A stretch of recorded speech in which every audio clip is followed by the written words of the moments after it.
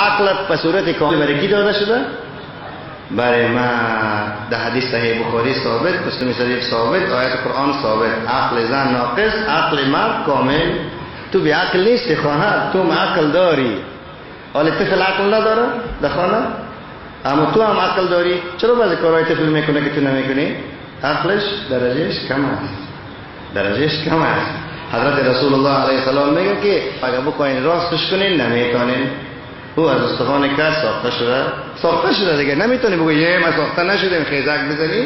نه، حدیث صحیح میگه ساخته شدی از استخوان چپ از بابای آدم. پس از پیغمبر اسلام گوش کن، نمیتونی راست بسازی.